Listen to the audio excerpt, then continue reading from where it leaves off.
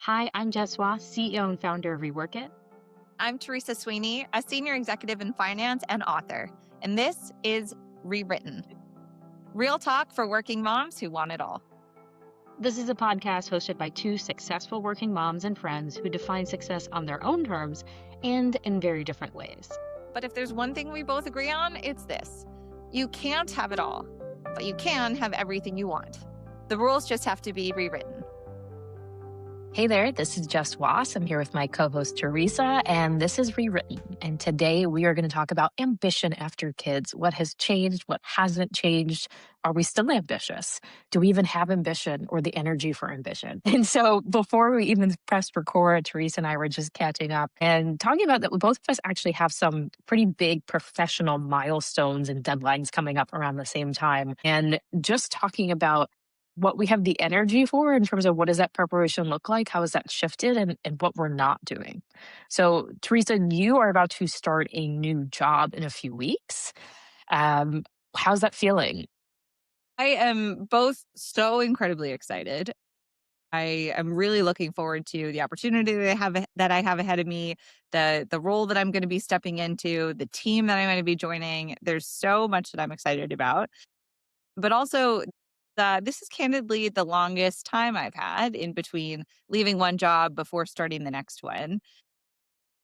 And in so many ways, it's been a tremendous blessing. I've really tried to, in every way possible, take advantage of that and spending time with my family and extra time at my kids' schools and more trips than we would usually do. And that has been fabulous. And at the same time now, I feel like I'm sort of staring down the barrel of like the last 2 weeks and all of the things that need to get done and the preparation for the new role, and a lot of meetings to have in advance of that, while also we were joking like this season in our personal lives, we lovingly refer to it as Mayvember, as we sort of approach the end of the school year.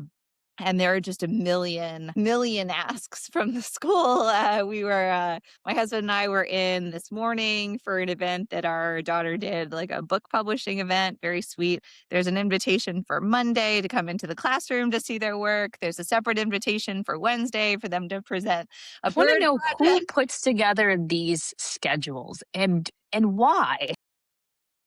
Why? Do they hate parents or do they really think that we need to be in the school classroom 5 times in 2 days? It's very interesting. And on the one hand, now like part of you is like, what a wonderful thing to invite Mhm. parents in.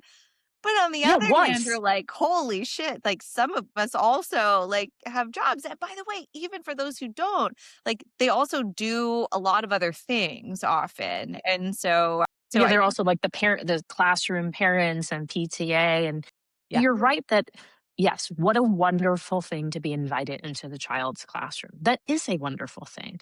But that wonderful thing is encapsulated in one visit. It doesn't need to be 15 visits in a 2 week period. And that's the point of like, totally. I always get to this question like, what is enough? Usually I'm referring to in Oh your my God. business, how do you know like you're successful enough? But also for the schools, like it goes back to what is the purpose? Why are we inviting parents in the classroom? And if we understand that, then we can look at, well, do they need to be invited for 6 different events? You said one of these things was like a bird project. Like, no, I'm sorry. I don't mean to insult your child, but who the F cares? Like, why is that the thing that we need to go and see? Sort of spring performance. They're all going to be on a stage singing or Cute, attempting to adorable. sing. Yes. Fine. Okay. That's one. But like a bird project, Yeah. Well, and just send obviously, it home at the end. Send it yeah. home. Then I'll look at it.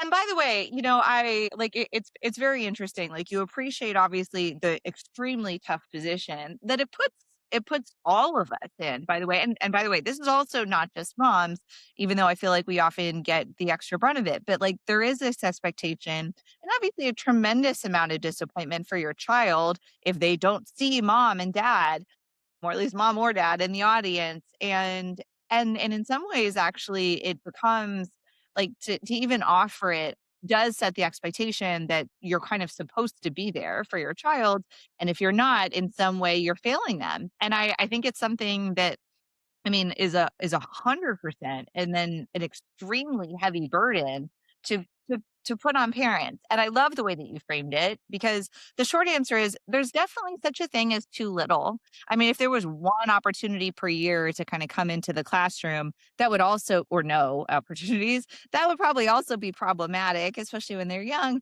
But also, Teresa, how many times did your father ever show up to your school in your entire education growing up? You know what though? When I was little, there were like a couple things a year, because there were like miscellaneous, like whatever little spring show or terrible band performances. Yeah. But a lot of those were in the evenings, though, I feel like. That is also true. That is Right. 100% fair. You're Like there totally right. might have During the been, workday. yeah, I think in elementary school maybe there was like a careers day, right? And Yes, that's when you get mom and dad. Right? 100%. Back in the day it was mostly dads Most because dead. a lot of the moms were staying at home. So it was career day. That's when dad would show up. But there weren't as many like in the middle of the school day needing to show up except for something extraordinary. Even at my kids' daycare, they did something this winter. They had like a holiday day where we were invited into the classroom for like 2 hours. And I was like, that was actually great. My baby's like very small.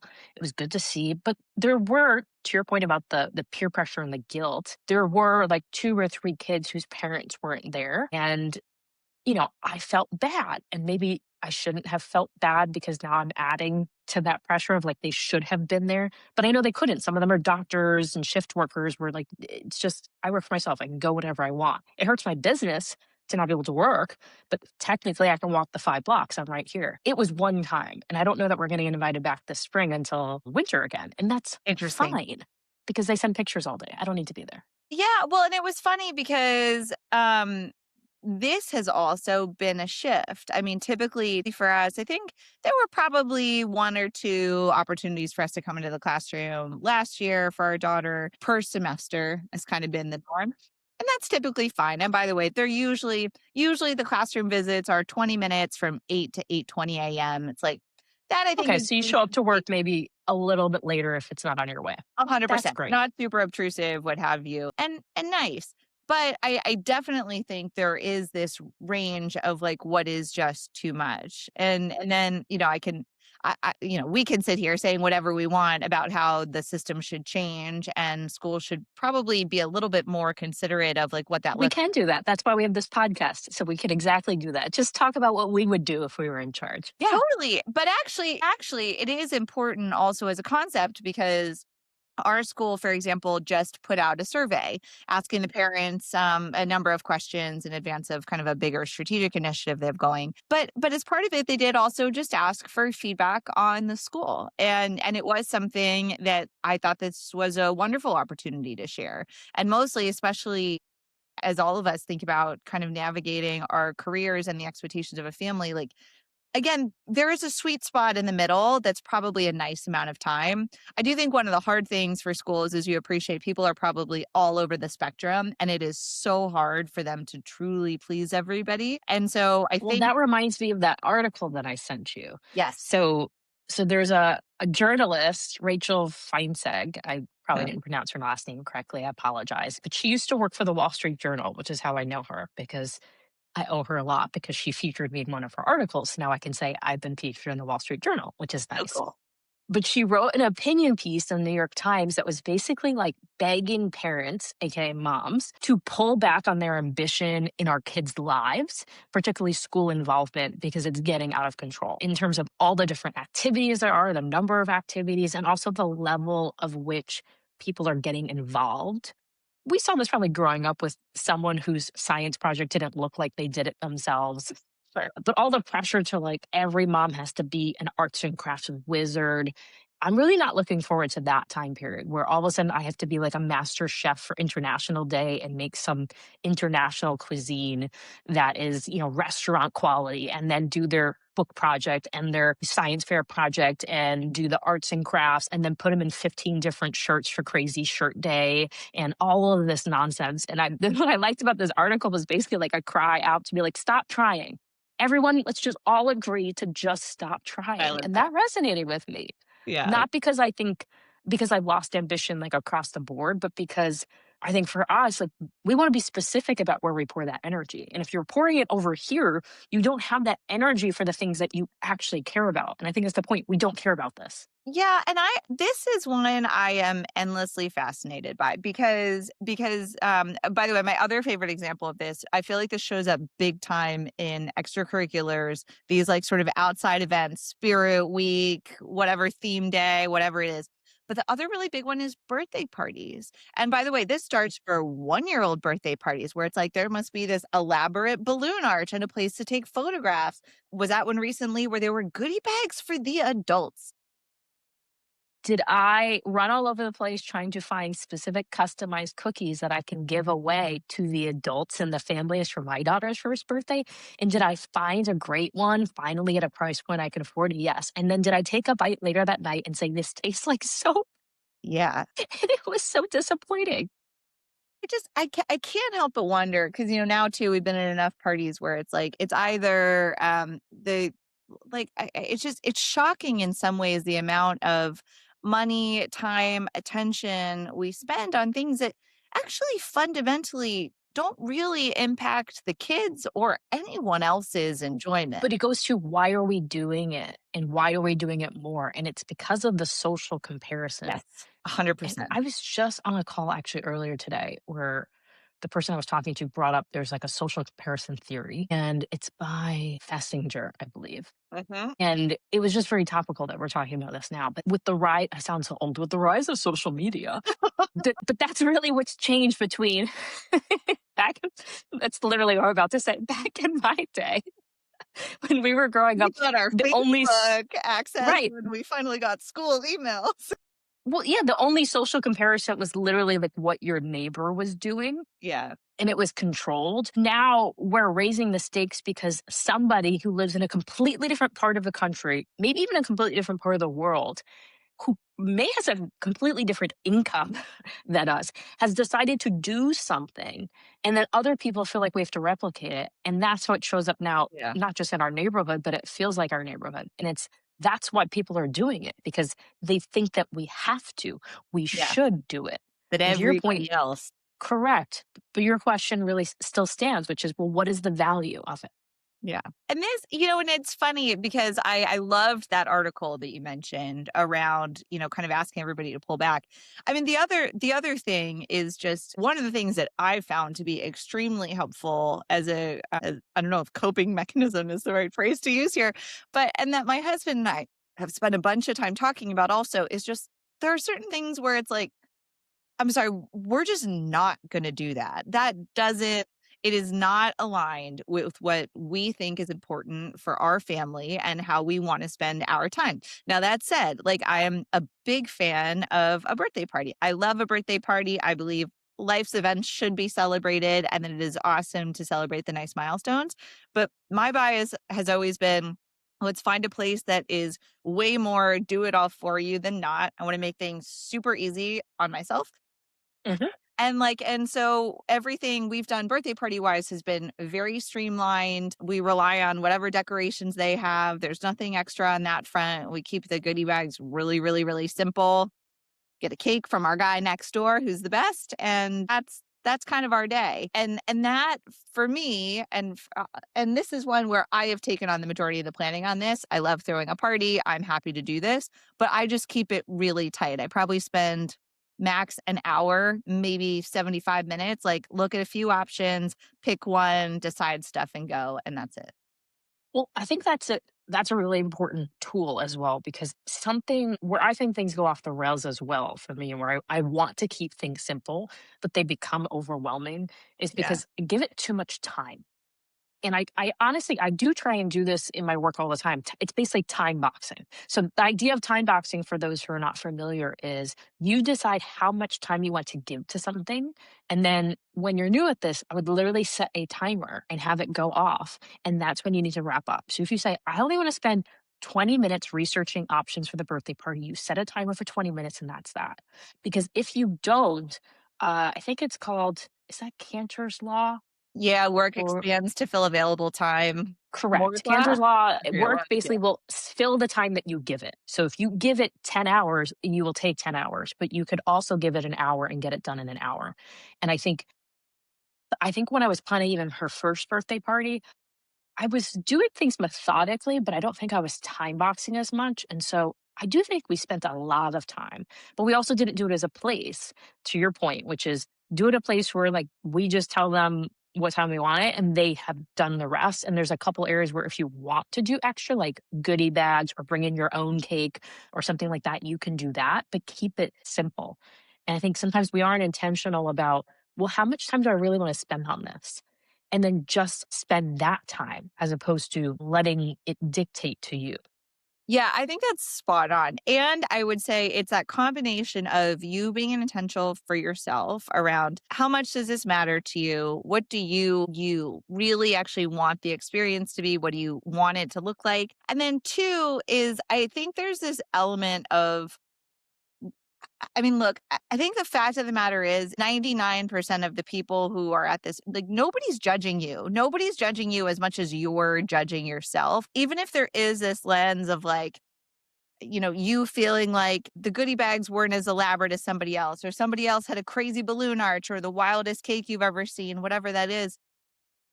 I feel like in like 2 days, everybody forgets. It's not top of mind. It goes away and, Yes. and everyone Oh, moves let's on. acknowledge like people may judge you. So that I Sure. want to correct. Like people may judge you. The question, I think what's important though is to your point, I do agree. People have forgotten it though in 2 days. Yes. So it's temporary. And also, do you want to be friends with the mom who's judging you because your goodie bag wasn't good enough? Like, I is that mean, who you want to hang out with? literally, if that is what people are fussed about, I'm going to just go back to the Mel Robbins, like, let them. Like, literally, it doesn't matter what you do. Somebody who says that your goodie bag wasn't good enough, doesn't matter what you do, they will find something to complain about. So Something from what they, right. when we were planning my kid's first birthday, we were doing it at my parents' house, which was would think would be easy, but it actually wasn't. And we were bringing in food from an Italian restaurant that's very well known on Long Island that people really, really like. And when we brought it in for parties before, people were like, "Oh, you brought in La Piazza? Wow!" So we're gonna bring in La Piazza. We got it, and then my husband kept coming to me. He's like, "Do you think we need to order more food? Like, I don't know if this is enough." And I'm looking at what we were. I'm like, "The bill looks like it's enough," but also I was like, "If people leave here hungry, they can go get food when they leave." I was like, this is not a prison. This is not their last rites. Like, I'm serving food. If it's not enough for you, go get your own food after. And as someone who, for like 15 years, remember, I was sick for 15 years. I couldn't eat food at people's parties. That's literally what I would do. I would eat before I came or I'd go after. It's not a big deal. But I'm not going to sit here and fret about, do I have enough food when I'm serving something? Like, not my problem, bud. Like, go get more food. Not good enough for you? I don't care. Let them. Let them get in your car, stop at McDonald's after. I'm not Right. stopping you. By the way, I'm laughing so hard too because my current name Sweeney does not suggest it, but my maiden name Teodori probably gives you a better hint. But I come from an Italian family, and like for me, there is no greater agita than running out of food at a party. So I have a horrible habit of always over ordering, and my husband is like, "What are we going to do with these 9 pounds of crudités that are left over?" But Well, I mean, there is always food left over. There's always, always maybe it's not the thing that you want. Like, listen, I'm not trying to starve people. I'm doing my best.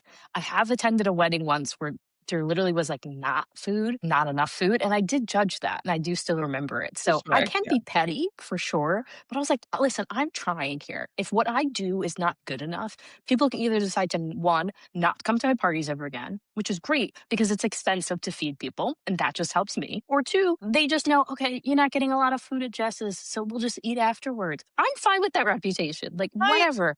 But you know what people will not say about me is that the cake wasn't good. Because if you come to my parties, you come to my house, the desserts will always be good. And that's what I want to hang my hat on. And it goes back to, what do you really care about?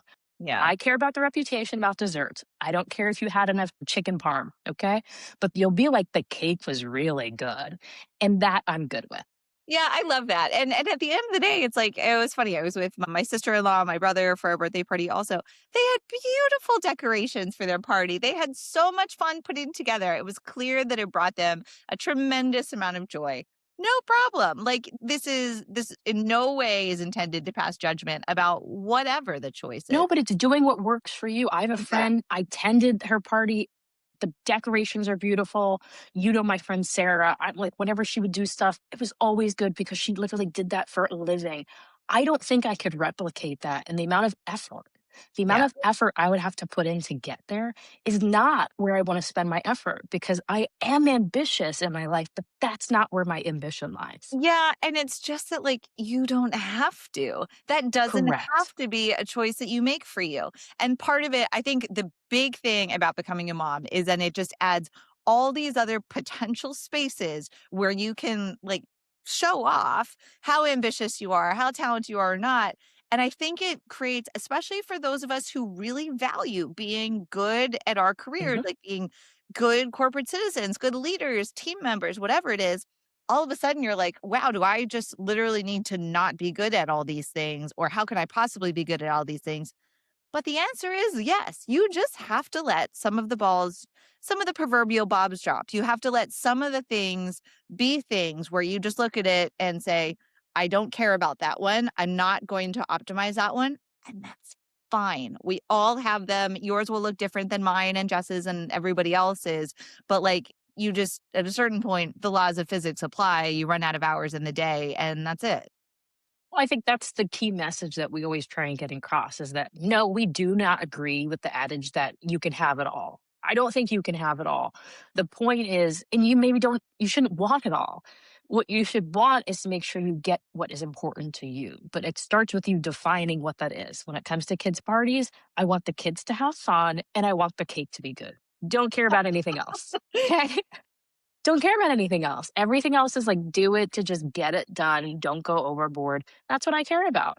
And when it comes to when I'm faced with being invited to a billion events with my kid, I think one strategy that we haven't talked about and I don't see people talking about is making sure that you're sharing the load with your partner. And if that partner is a cisgender male, it's really important to share the load because it is a lot when I think about you having to show up to 4 events over the next 2 weeks. It Totally. feels a little more manageable if I go, oh, you show up to 2 events and your husband shows up to 2 events. Yes. I might be able to manage 2 events.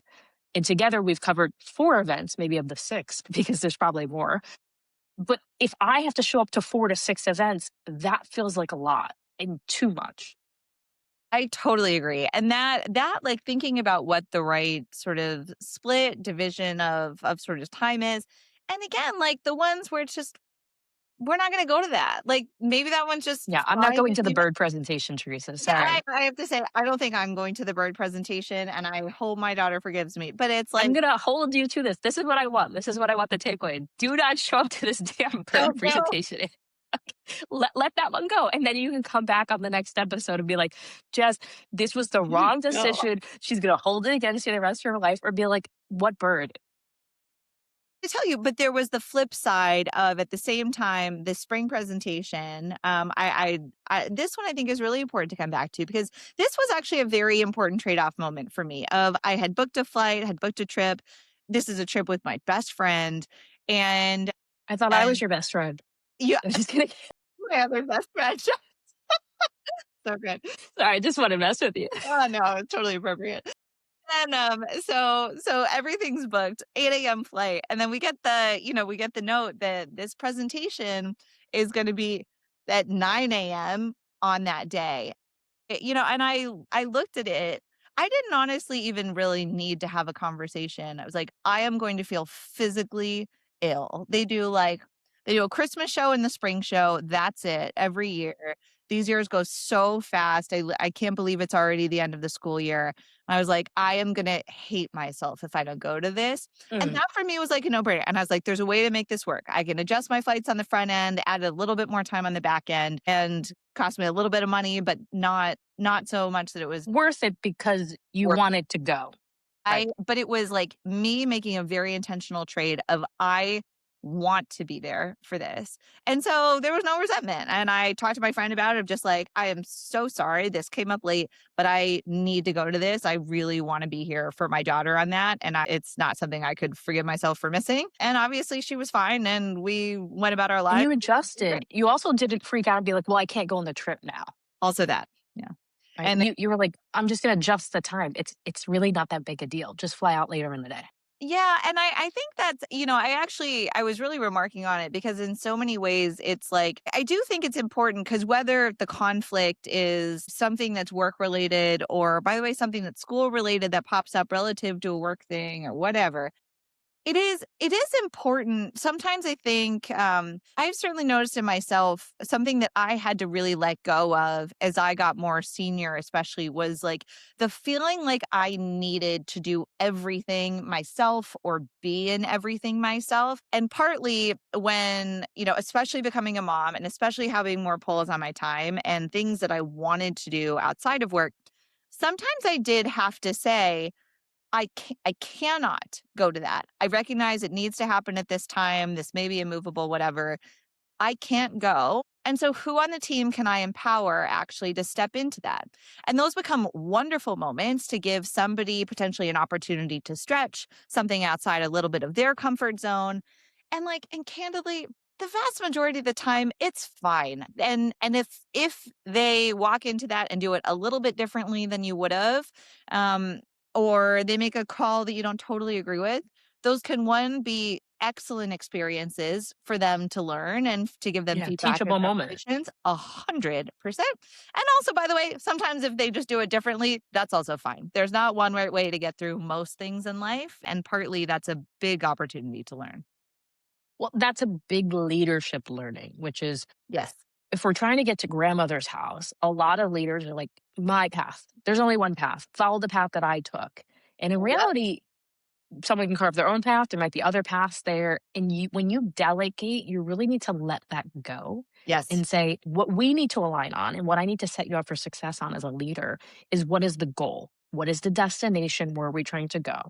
Now, are there guardrails that I want you to follow along the way? Which is definitely don't take this path or make sure you do it in an hour or whatever the case may be. You can set those guardrails, but at that point, like you have to let go and let that person do it their way. And a lot of times when I feel that angst of like, I would have done it different, I ask myself, prove that their way doesn't work. Yeah. Prove it. Right. Just because it's different doesn't mean that they didn't get the outcome. And we have no way without having a time machine to know which way would be better because we can't run it back and then run the second option and compare it. You can only just let it go and evaluate the result. Yeah, I think that's super spot on because even if, if it is something you're releasing, I think I completely agree that there is this sense of one, how can you actually set them up to be successful? What are those guardrails and what are the expectations you need to set around what you're trying to achieve? And also why? Like literally, what's Hmm. the underlying rationale behind why this needs to get done or why there are specific requirements or what they really need to have in mind as they approach it. But otherwise, like the whole point of building a team at the end of the day is to actually help them grow into elements of your role, get ready for the next thing. And so giving them a little bit of space to explore how they get there Hmm. with that supporting what they're trying to achieve and why they're trying to achieve it. That is where all the growth comes. And frankly, if they run into hurdles, if they run into stumbling blocks, like those are all of the moments that you really want them to experience. All smooth sailing doesn't really work. What do they say? Smooth sailing never made a skilled sailor. Smooth seas, something like that. Oh yeah, Smooth I have. seas never made a skilled sailor. I like it. I like that. It's very true. Like people need to be able to learn to problem solve because what I often find with a lot of leaders is that when there's a problem, people go to them to solve it. And it's because you've trained the team that if there's a problem, the solution is me. And I haven't given you a coachable moment. Or we talked about la pause when dealing with like sleep training. But I think la pause is a great way to train your team on how to solve problems themselves. And I've given people this advice a lot, even if it's just colleagues of yours coming to you and asking you what you might call a dumb question, but I would never call someone's question dumb because I'm a coach and we're not supposed to do that. But if you're like, well, did you read the message or did you even look in the, Notion page to go see what the answer is? But when you pause in terms of responding to that Slack message, when you pause and responding to that email, in that absence, people get antsy and then they start to actually look for the answer. But the reason people are coming to you, maybe it's lazy, but it's actually a conditioned response because I know if I go to you, I get the answer. So it's effective, right? there may be another path, but you have to force people to do it, but you have to be patient enough to train them to go look for the answer themselves. By the way, also totally relates to parenting. I'm just thinking our daughter in particular, but also now increasingly our son, love to ask confirmatory questions, especially our daughter as it relates to her homework of like, mommy is whatever, 22 plus 14, 36. So I was like, let's make sure I can do math. But it's interesting because my initial reaction when she first started doing it was always to just say yes or no. And I had to physically in some cases restrain myself of instead say, what do you think?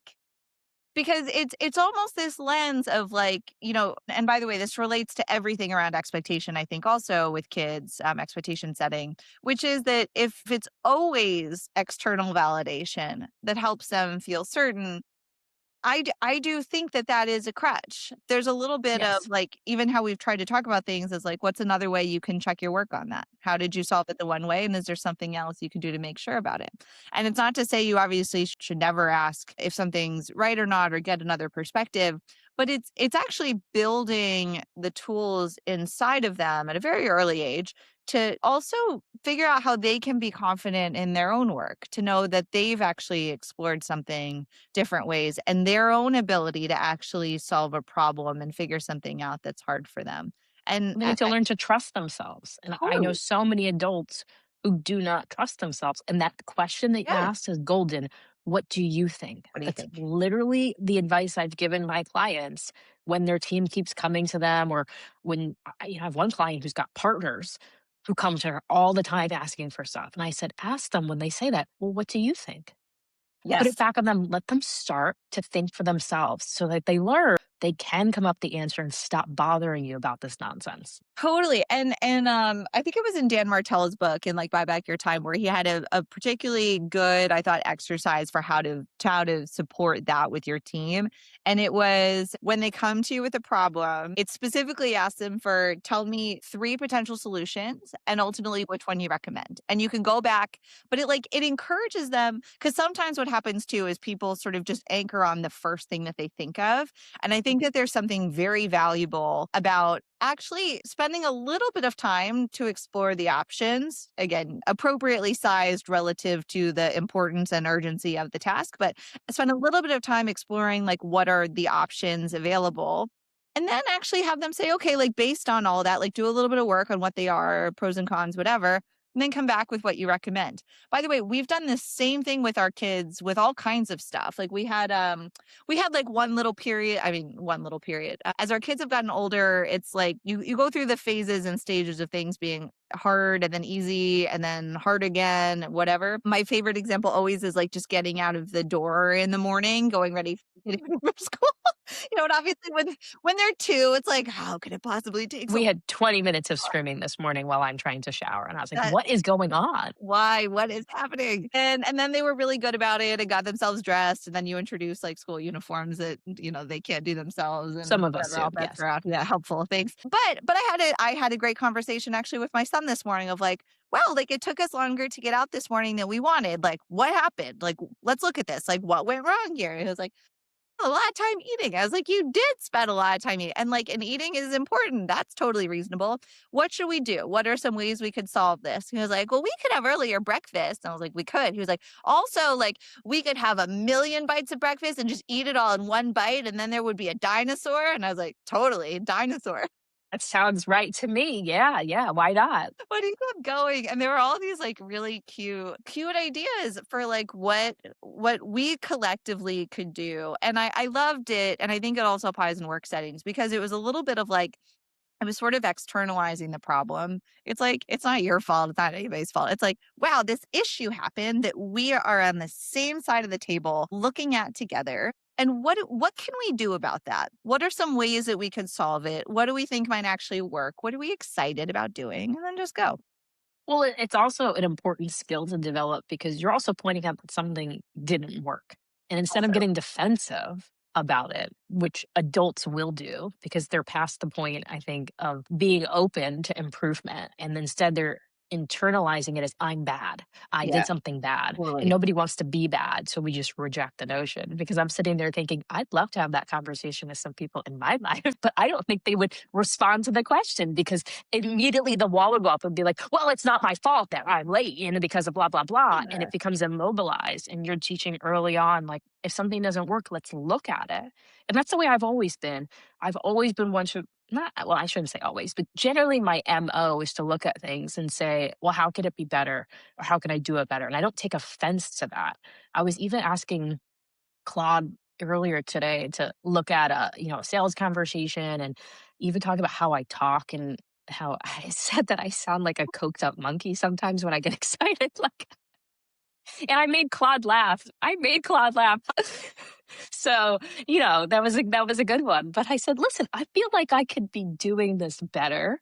And, it hurts to say, like, I think I'm out of control sometimes when I talk and I get excitable and blah, blah, blah. But I think there's a better way to do it. Can you let me know what you see? And then Claude gave me those ideas. I said, you know what, Claude, I kind of want to reject these because I just don't want to hear it, but I also recognize you're right. And so I'm gonna push past that. And I'm gonna let it wash over me. And I Yeah. always tell my clients, I say, I like to receive negative feedback, but I don't like to hear negative feedback. And what I mean by that is I recognize the importance of it, but when I hear it, it stings for a minute. And I just need like 24 hours to let it wash over me before I'm ready to then do something about it. But my Yeah. initial reaction is still like, this hurts. This sucks. I do wish I was perfect off the bat. And that's okay. But you have to get to a place where you take it in. By the way, completely reasonable reaction. I remember my flavor of that. I definitely got very emotional a few times early in my career on like feedback conversations. And actually there was one reasonably recently that like also got me a little bit as well. And it's interesting. I mean, I think one, I do also think that there's value in interpreting that as a valuable sign. Like you care. The reason you're emotional is because you literally care, you're invested in, you take pride in doing good work. And that is nice. Like it's better Hmm. than the alternative. And then Yeah. but then the second piece is I have really found over my career that my own ability to step back and look at something and say like, okay, like, really make sure I've taken the time to explore like what might have caused that and why did this happen and where could this person be coming from in a very like I'm like sitting on top of it looking down type of way. And I actually Disconnected in that way. totally. And I find actually literally even the visual of like imagine myself lifting up, being up in the sky in the clouds or something and looking down at this problem. So it almost actually literally helps me visually reframe the sort of experience of like just being in the weeds versus being able to pull out and actually see the bigger picture. And that's something that, like, especially in the moments on those conversations, especially like feedback conversations where it can be hairier, harder to receive, more constructive, whatever, that it helps me just like, okay, like how can I look at this differently? What can I learn from this? What do I want to draw from this? And this is a personal attack. I'm a failure, like whatever spiral I would otherwise have gone into. Yeah, it's shifting that perspective and allowing that perspective to shift and allowing us to be like, hey, there's something I can do differently here, and Yeah. that's okay. Yeah. And that brings us back to, I think, the topic at hand, where we wanted to talk about a little bit about how have we shifted our relationship with ambition since having kids, and have we become less ambitious overall? Can you be even ambitious when you have kids? Is there even time in the day to do both? How do you feel about that topic? Personally, I think the answer is absolutely yes. I mean, I do think what's interesting, I was having a conversation with a friend about this the other day too, but I think it's very, one of the things that I needed to reframe for myself was there was certainly an element of my ambition when I was earlier in career around almost just money being dollars being the sort of easiest scorecard. Like it's something that's just, it's so quantitative, it's a, it's a number. You literally it feels like a score. What really the biggest way I feel like my ambition changed becoming a parent was this realization in so many ways of like how little of an impact that actually has on our enjoyment, on my fulfillment in my life. And I'll give you the perfect example. Like we were planning our really like one of the first summer trips as a family kind of post COVID with our son, and we're exploring like where can we get like a nice house with a pool and a yard to like take our family and hang out. And we looked at kind of like, all the whole out east options out in New York, and we're like, this is insane. It's like so much money for ultimately like sometimes not even particularly nice places to Right. stay. And my husband pulls up this option in the Catskills, and it was like, before showing me where it was, I was like, oh my God, this looks amazing. And like the price works for us. And wow, this is fabulous. And then he zoomed out and showed me And where. then he revealed the location. Yeah. Yeah. And I was like, I'm totally in. And so we go. And what was fascinating is like, we literally could have been anywhere. Anywhere. Because what you wanted was just a place. You wanted to be out of your apartment isn't that small, but your Yeah, small New York City sure. apartment and touch grass and have a Yeah, pool and just have a be place where you could outside have space to roam and and not barbecue. leave. And you didn't need to Literally, be in the Hamptons for that. literally pool, barbecue, and like whatever, some Well, nice beds. And like that and was literally it. but you started with what is important to me? What is Yeah. it that I actually need? And I Yeah. think for many of us, when we're starting our career, we don't know what it is we need, or society has told us that the metrics of success are Yes. how much money you make, because we need fancy cars and fancy places and fancy clothes and all of these consumerism things. And we need high titles, because if we have a high title, that means we're important and we're powerful. And I bought into this like lock, stock, and barrel as well. And I also got to a moment in my career where I was like, I'm making all of this money, but I don't feel happier. And you know that feeling. And then there's a course at Yale that's very famous that was taught for many years, right? It was called the Happiness Project, Project. or Yep. yeah. That. She had a podcast. And her name escapes me right now, the professor there, but we'll put in the show notes. And in this class, she actually shows the research and says when you get to, I think it was about like $70,000 to $80,000, you have to adjust that for New York City prices. So that Yeah. might be like 100 back in the day.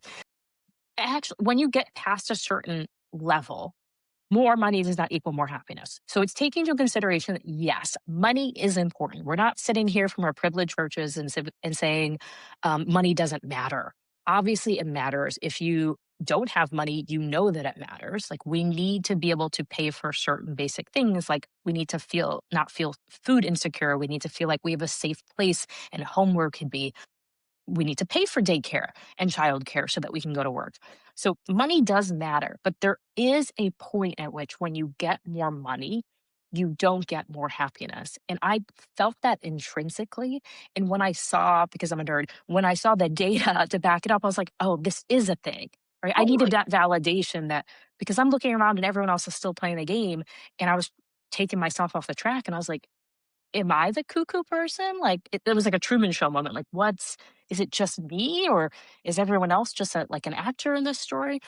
But it is true, and that's why I made the decision even to go and build my own business, because I realized that I could redefine what success was. And I said, I love what I do so much that if we had to move out of the second most expensive state in the US and like second most expensive city in the US, I would do that if it meant I could still keep doing what I'm doing and have the lifestyle that I have, because I don't need to be here for that. I'm just Yeah. here because we're close to friends and family. And for everybody who's taken economics, it's like this idea of diminishing marginal returns, that once you get past that point, every incremental unit of dollars, if you will, sort of has less and less and less of an impact. And I think that's right. And by the way, the answer is it probably certainly varies person to person in terms of like what your own sort of level of lifestyle is. But like at a certain point, it's kind of like we spend more money, like, sure, but it just literally has What no. are you trying to get out of it? Right. Yeah, and it If I have more money, I'll be happy when is the phrase that people use. always, I'll yeah. be happy when I have the big house. I'll be happy when I have a nice car. I'll be happy when I have Hermes bag. No, bitch, you won't. Okay. You'll be divorced and miserable at that point. Whatever. Well, I think that's spot on, and in some ways, I feel like that can especially be a trap of if you're not, and I think it's why it's extremely important to orient around, like, what are the things that actually give you fulfillment? And for me, work is a huge element of that. I really Same. enjoy what I do. I've really oriented around getting myself in places where I love the people I'm working with. I think I get to work on really interesting problems and build stuff that I am like fundamentally just excited about. That makes me really satisfied from a work perspective. And for home, it's being able to spend valuable time with my husband, with our kids, in real opportunities that give us space for connection. And again, it's the simple stuff that has the biggest impact. It's a whatever. It's renting a house literally anywhere with a pool and a barbecue, and we're pumped. But I think it's just that knowledge for everybody, like for each of us to say what it does feel like enough. And partly like I think really what changed my ambition is it was that shift from like I want the most, I want to be a whatever millionaire, billionaire thing to saying beyond this, like I actually don't care. I want to make sure that I am continuing to build and do awesome stuff. I take a ton of pride in my career. And I also really want to protect the things about my family that matter to me. I still want to have a kick-ass job. I still want to build an amazing career. I still want to do awesome. I still want to do great things, but it's changed from like that sort of the quantitative target at all costs to no, I have my life is a portfolio, and these are the core pillars that matter most to me that I want to get right and keep in the right harmony, if you will. Absolutely. And I think it goes to, and this is not to say you can't want a nice car or a nice house or things like that, but it's specific to the person. For some people, that nice car is meaningful Honda to them. Civic. And or whatever it may be. And Ramit Sethi, who I follow for finance, I like his financial advice because he talks about this idea of your rich life. Everybody gets to decide what their rich life looks like, but Yeah. it's not the same for everyone. Like I personally could care less about a fancy car, but I do care a lot about wanting to have a really nice house. Does it have to be a huge house? It doesn't have to be nice because I'm name dropping all the brand logos and this is Calcutta marble. Like it just has to look aesthetically pleasing to me. That I do care about. And you'll see when we eventually get a house in another decade or so at this rate, you'll notice what I care about when you walk in there. And why go on vacations, but we have to figure out what type of vacations and what's really important to us. And if we make extra money, that's where those things will go. And it's okay to want those things. But to your point, it's not at all costs. So I will not give up what I do just to go chase a bag and so I can afford those things because I'm ambitious because I really enjoy what I do because I enjoy the impact that I have. I feel like I have a lot of impact in my work and that is so meaningful to me. And dare I say, I didn't feel that in those first few months when I was home on maternity leave. I was missing that impact and I could not stay at home all day. Like I give people a lot of credit who are stay-at-home moms. We're talking a lot more specifically to people who are working moms, but it's not to take anything away from the stay-at-home moms. I can't do that. I can't get my fulfillment in solely that way. I need to get it also from being at work, and that's okay. So I think for both of us, what I'm hearing is we are still ambitious, but it's sort of shifted in what we're actually chasing. We're not chasing the title or money. We're chasing the impact that we have. We're chasing how we feel in the work and doing things that are enjoyable and that are challenging in good ways. And we're chasing the lifestyle that we want that's not influenced by what we saw on Instagram, but actually like what we feel inside. Yeah, well said. And maybe as a nice note to close on, like as you think about your daughter growing up and watching you work as a professional, what do you hope she takes away from you? Like what do you want her to see and for her to learn? I want her to learn that you can enjoy work. I think I'm a good role model for that. And not all of us not all of us love our work and that's okay, but I want her to see that you can. But I think more importantly, I want her to see that I think it's important to put in your best effort into things, but that doesn't mean you have to be perfect. Your best doesn't mean perfect. And I think that's something I really take to heart in my work, which is like, this is good enough. It's okay that I made mistakes or I can do better. I'm going to give a keynote in a few weeks, and I hope that it's better than the last keynote I gave. But I also know it will not be the best version that I can give because I just need more time and more reps at it. But that's okay. I'm still going to show up, and I have limited time to prep because I have a full-time job doing, seeing my coaching clients and taking care of the kid, and I got to get dinner on the table. I have all these things, but I'm going to do the best I can in the time that I have. And I'm going to try and enjoy the experience and be proud of myself for doing something that I always dreamt of doing, which is being on stage and speaking to people and teaching people things and having that impact. And have people walk up to me after and say, I really learned something. Thank you so much. And that is really meaningful to me. So that's what I hope that she learns from me. That's awesome. Yeah, and I'm sure it's gonna be great, and I'm sure she will get that from you. It's really nice. And what about you? What do you want your kids to take away? I think really similar. I think you said it really, really nicely. I mean, the thing I'd really underscore, one is the joy element of that. I don't know. With life, I feel like life is so much more fun when you're having fun, right? Yes. It's nice when what you're doing, it really is something that lights you up. And I think there are a lot of ways to create that. I would say like the second piece that I would just really emphasize is that like that everybody's growing constantly. I feel like sort of letting go of the idea, and I think this is true especially for girls based on all the research early in school, is this notion that they're supposed to be perfect all the time. Hmm. And the answer is nobody's ever perfect. Like, you're never perfect. It's a completely unrealistic thing. And sometimes we hold ourselves back. I notice this sometimes about myself, of like holding myself back from even trying a thing, doing something new, because I was afraid of not being good at it from the jump. And people thought I was just good at things. And so God forbid I prove them wrong. That's the growth versus fixed mindset That's showing right it. there. Yeah, and it's funny now I'm in a habit of like anytime I feel that, I'm like, I gotta go do it. Like, it's just we're going to do it. And I love what you just said too, even about the talk, because of course it will not be perfect. Of course there will be things I look back and I'm like, could have said that differently or a little better, or what have you. But the important thing is, it's like, I got a rep, pick a thing to practice, get a little better this time than I was last time, and look for more opportunities to keep growing. And then all of a sudden you've got a bunch of reps and you're kind of good at it and you get better and better and it's fun, you know? And I think I think that mindset is so helpful, and it translates to literally everything. And so if we're to really distill it down to my top two things, it's that. It's that mix of find joy, find fun and fulfillment in what you're doing, and to always approach it with the lens of like, stuff that's on the edge, you literally just chip away at it. You're not going to go from 0 to 100. It's like little step by step, practice, learn, iterate, and get better every time. And so for us, I think ambition is continuing to find something that we can work at, that we can grow with. And we're not trying to get to the top tomorrow.